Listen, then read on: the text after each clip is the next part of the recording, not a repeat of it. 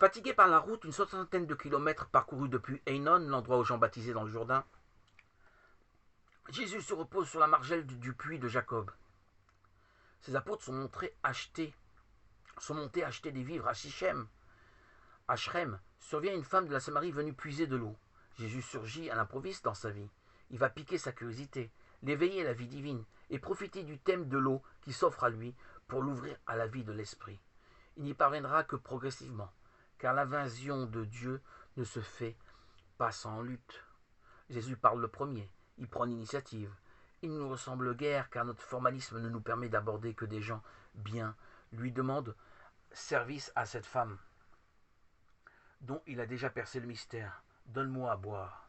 Cette femme, cette samaritaine s'étonne. Comment toi, qui es juif, nous demandes-tu à boire, à moi qui suis une femme samaritaine? Il y a deux petites notations si pertinentes dans sa réponse. Elle a perçu l'intérêt que Jésus lui porte à elle, qui n'est qu'une femme, c'est-à-dire un être méprisé dans la civilisation où elle vit à son époque. Et que ce juif, en plus, ne dédaigne pas de parler à une femme samaritaine, à une étrangère, car les juifs n'ont pas de rapport avec des samaritaines. Aucun racisme chez cet homme. Jésus poursuit avec avantage et l'entraîne irrémédiablement sur un autre plan. L'eau va lui servir de thème pour lui parler de la vie éternelle. Si tu savais le don de Dieu, lui répondit Jésus, et quel est celui qui te dit donne-moi à boire, c'est toi qui l'auras prié. Il t'aurait donné de l'eau vive. Serais-tu plus grand que notre père Jacob qui nous a donné le puits, et il en a bu lui-même et son fils et ses troupeaux?